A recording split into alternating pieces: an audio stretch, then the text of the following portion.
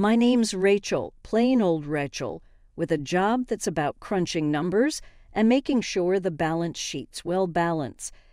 I've got my head in the budgets most days, but you better believe that doesn't keep me from hoping for a bit more than just debits and credits. For years back, I latched onto Michael Starr. He's all ambition and no brakes, running his family's business like it's a race car. He's pushing to the limit. This company, it's his mom Elizabeth's baby. She built up brick by brick, and it's like her third kid after Michael and the dog. Since I come in the picture, I've been Michael's right hand from the moment the pennies didn't add up till the minute they turned into dollars. I've had his back. He's a good guy with a good head on his shoulders, always listening to what I've got to say about the company accounts. Liz, that's what I call Elizabeth when I'm not in her face. She's a tough one. She could peel paint with her stare if she wanted. Don't think she ever loved me, but she found a little patch of respect for me. She says as long as Michael's happy and the money's right, then she's all right. Now to the today bits. I pulled my chair closer to my desk and was digging into the books when Michael stormed in, all fire and fury, like he just caught someone nicking his car. Crashing into my little world of numbers, he threw his jacket on the chair and declared war without so much as a hello. "Rachel, we got a problem, a big one." His voice was like a thunderclap. "What's up?" I asked without a flinch. Michael had a flair for the drama. "It's those pesky auditors. They're on my back," he growled, thumbing through the sheath of papers like they'd personally offended him. "Tell them to take a number," I quipped. I wasn't about to let them or Michael ruin a perfectly good Thursday. He cracked a smile, though. "Sure, and who'll face the music then, you?" "They're sniffing around Elizabeth's last deal like it's got a bad stench," I sighed. "Then we'll give them roses to smell instead." "Where's the fire?" "Point me at it." He relaxed a bit and flopped down across from me. "I need you to look over everything, okay? Can you do that for me, Rachel?" His eyes were asking politely, but his tone meant business. "You got it, boss," I said, cracking my knuckles. "I'll dive in, and you'll have those auditors eating out of your hand." The door swung shut behind him, and I was alone again with the ghosts of numbers yet to be tamed. It didn't scare me, the numbers never did. It was only when they didn't add up that my stomach knotted, because those rare times spelled trouble. That was the gauntlet thrown, so I picked it up. The real figures from the deal sat snug on my hard drive waiting for me. I just had to prove that Liz's deal was squeaky clean for Michael, for the company, and hell for my own peace of mind. So I settled in, glasses perched on my nose, ready to wage war with spreadsheets and bank statements. It was going to be a long night, and the coffee pot was my only ally. Michael hired a new secretary, a bombshell really, and brains weren't her strong suit. Her desk routine was a mess. Her idea of filing was piling papers high enough to block out boredom or any real work. I couldn't deny she had a presence, though, like a walking, talking beauty advert. At Elizabeth's for dinner, it was a small gathering, just Michael, Elizabeth, and me. The clinking of cutlery mixed with the dull hum of the oven in the background as we sat down to eat. "You could find someone more capable," I said, pushing a pea around with my fork.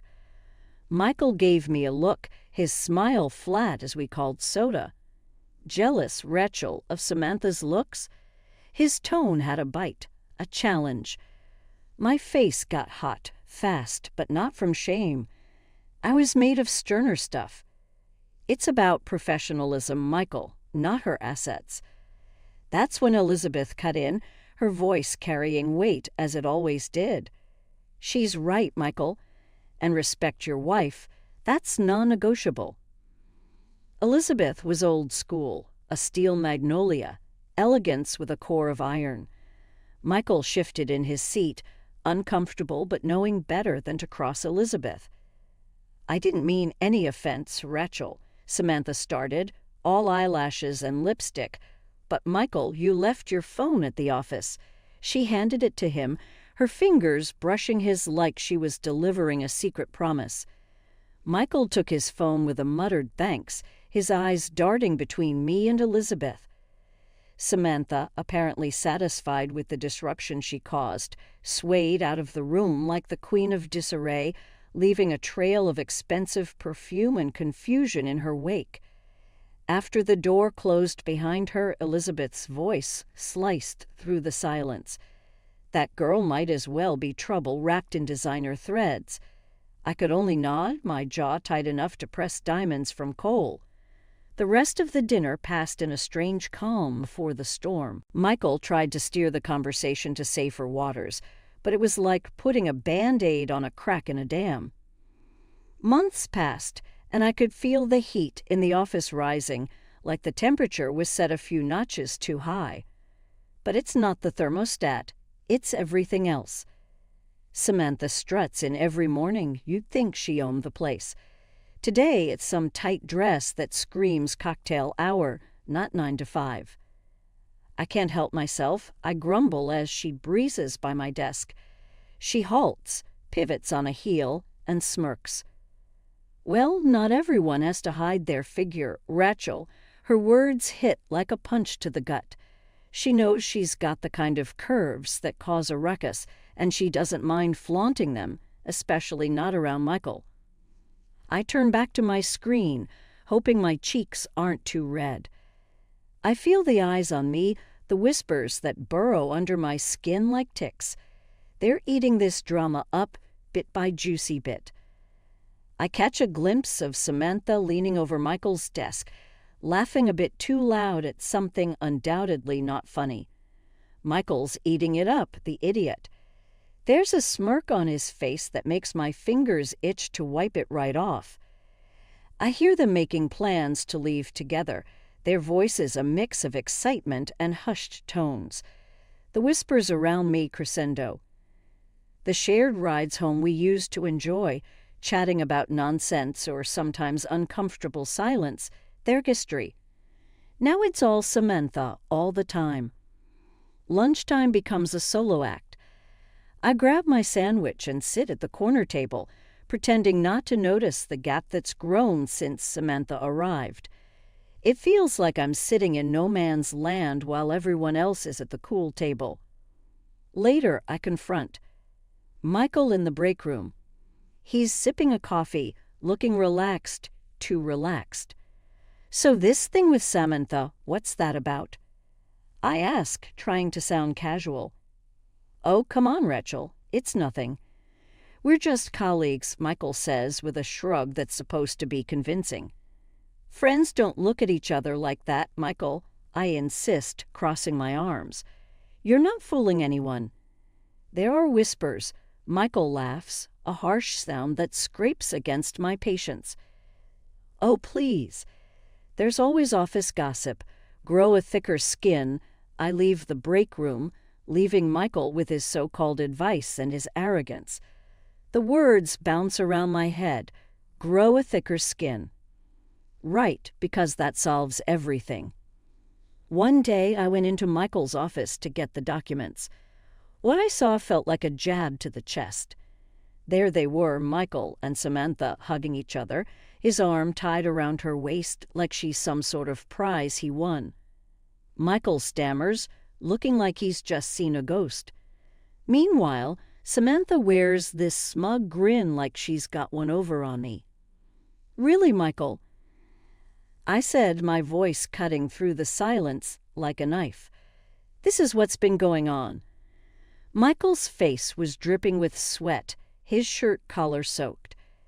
It's not what it looks like, he says, his voice all shaky, like he's trying to convince himself more than me. Samantha's still standing there with that irritating smile, says, Calm down, it's just a hug. Just a hug?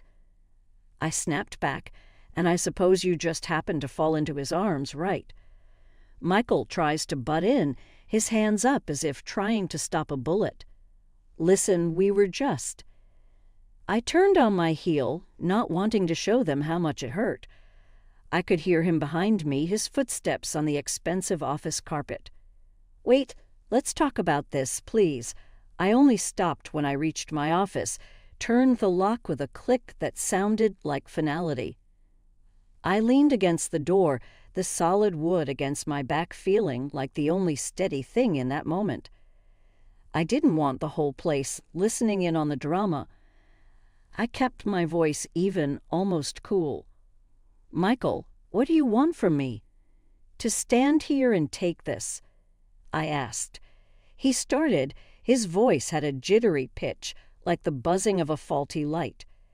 "Samantha's pregnant," he blurted out. I felt my heart splinter, but my face didn't flinch. "So, that's it then?" I asked, my voice barren of the warmth it used to carry for him. "Yeah, I guess it is," Michael replied, rubbing the back of his neck like he always did when cornered. His eyes didn't meet mine. "Look, Rachel, I'm done. You're just not exciting anymore. I want a divorce." My throat was dry, felt like it was stuffed with cotton. "Fine," I said, the word cutting the air like a knife. Silence stretched between us, aching and dense. He shuffled his feet, clearly wanting to escape. "So, that's it. You're just going to let me go." Michael's voice had a scornful edge, but underneath it was surprise, maybe even disappointment. "That's it," I replied flatly, every word laced with the ice that had settled in my chest. "All right then," he turned and walked out, taking no more than a suitcase and leaving a whirlwind of broken vows behind. I stood motionless, the ghost of our love story wilting in the gathering dusk. Then I reached for the phone, my hand steady as I dialed Elizabeth's number. "It's Rachel. I need help. We talked about a lot of things, and when she hung up, I knew what I needed to do next." The silence felt different now. It was the quiet of a starting line, the hush before the storm. With newfound purpose, I began to gather Michael's things, stuffing them into bags with a ferocity that was foreign yet fitting. Every piece of fabric was a testament to a lie I'd lived, an illusion I'd cherished. Not anymore. There I was, bags packed with the remnants of a defunct marriage, standing in the dimming light of my living room. And you know what? There was something exciting about the emptiness, something thrilling about the vast unknown stretching out before me. The morning was crack of dawn early, and the air in the office was still. I pushed open the door to the place I'd spent countless hours crunching numbers and biting my tongue. Not today. Today, the papers tucked under my arm felt like the heaviest weights yet. But they made my steps lighter. I found Samantha lounging behind her desk, nails clicking away on her phone like some pampered cat sharpening its claws. "Took you long enough," she smirked without looking up. "Thought I'd have to send out a search party or a pink slip." Ignoring her, I walked straight into Michael's office, the door flung wide open. He was there, looking like the king of jackals, feet kicked up on the desk that he barely deserved to sit behind. "Rachel, what do you want?" Michael barked, scrambling to sit upright. I slapped the papers on his desk. "Your world's about to turn to crap, Michael," I said, keeping my voice steady. He picked up the stack with a shaky hand. "What is this?" His voice had that high-pitched squeak, one I recognized when he was worried. "Your ticket out," I said coolly. Samantha had stalked in, the click of her heels an annoying reminder of her presence. "What's she on about now, Michael?" She sneered, leaning over his shoulder. "Don't tell me you still haven't fired her." Michael leafed through the files, his face draining of color. "These are fake," he managed, but his voice had lost its bluster. "It's not fake, Michael," I shot back. "Turns out your darling Samantha is dirty. Check out the expense reports. She's been skimming cash, writing it off as your representation expenses. Who knew office supplies could be so lavish?" "This is slander." Samantha's voice was high enough to shatter glass. "That's enough, Samantha." I cut in, sick of her voice, her eyes fixed on me, and the sarcasm thickened. "Oh, look at Rachel the savior," she taunted. "You think you're special." "Enough, Samantha," I snapped back, shaking my head. "That's my girl," Elizabeth smirked. It wasn't a term of endearment by any means. In this jungle, it was the call of one lioness to another, acknowledging the coming hunt. Samantha tried to leave, only to be stopped by Elizabeth. "Return the money," she demanded, her tone freezing my blood. "Listen, Elizabeth, I swear I'll pay it back," Samantha stuttered, her back against the wall, her hands trembling. "I'll get a loan or something," Samantha's voice waned to a feeble whisper. "You better, because if you think this is bad, jail will eat you alive," Samantha scurried out, a harried mess of guilt and fear. Michael sank back into his chair, face buried in his hands. Elizabeth turned her back on him, no comfort effort to give. The room fell silent after the storm, heavy with the weight of consequences. Michael's mumbling apologies hung limp in the air, as ignored as distant thunder. We all knew the size of the hole we were in. It was time to start digging ourselves out. The paperwork was a nightmare, a jumble of legal jargon and signatures that felt like they'd never end. Somewhere between signing away my marriage and dissolving my professional ties, Elizabeth dropped the bomb. "Stay, Rachel. Help run this company," she said, so matter-of-factly you'd think she was asking me to pass the salt. I looked at her incredulous. "Are you serious?" I replied, my tone edged with raw surprise. "You know it went down here. You saw the wreckage." She leaned back in her chair, eyes unreadable as always. "I know," she admitted, "but we could turn it around. You got bets, and now I can handle the board. Think about it." I wanted to laugh, wanted to, because the idea was ludicrous. Yet there I was, actually mulling it over. Turning the place around wasn't a one-woman job, and hell, I knew the ins and outs of this God-forsaken place better than anyone. I locked eyes with Elizabeth long enough to let the gravity of the situation sink in. "You can't be serious," I finally said, but my voice lacked conviction. The truth was, something in me thrived on challenges, on proving people wrong. "It's a heart attack," she fired back, no hint of jest lurking in her gaze. "Join me." "What else are you going to do?" "Go back to Michael." "Who's growling at your feet?" I scoffed, shaking my head. No way in hell I'm going back to that. Visions of Michael's face, all puppy dog eyes and wilted pride, came to mind. "He can wait till hell freezes over for all I care," Elizabeth smirked. "That's my girl." It wasn't a term of endearment by any means. In this jungle, it was the call of one lioness to another, acknowledging the coming hunt. So I stayed. Together, we rolled up our sleeves and clawed through the mess day in and day out. We navigated through the crap storm, her iron will and my relentless drive combining into a force to be reckoned with. And Michael became a ghost, drifting on the edges of my new life. Sometimes I catch a glimpse of him lurking, a shadow of a man who'd lost his gambit. Part of me might have felt a sliver of sympathy, but I had a company to resurrect. Elizabeth and I had one last showdown with the board. The old boys didn't know what hit them. We walked into that room, reports in hand, sharp as knives. I remember the head of the board, a slippery named Jenkins, trying to undermine us with some comment. "You ladies sure you want to keep playing in the big leagues?" He chuckled, a chorus of wheezing laughs echoing him. Elizabeth shot him a look that could curdle milk. "Playing, Jenkins. We rewrote the damn rule book. Now sit down, shut up, and watch how it's done." We laid out our strategy, outlined our successes to date, and projected the future with such precision even Jenkins couldn't find a foothold for his snide remarks. Walking out of there, I couldn't help but feel a wildfire of triumph roaring through my veins. We conquered, and the climb was brutal, but damn, the view from the top was something else. As for redemption, That's a long road best walked alone. Michael would have to find his own way because as the sun set on the old company and rose on the new, I'd found mine right alongside an ally no one, including myself, would have ever expected.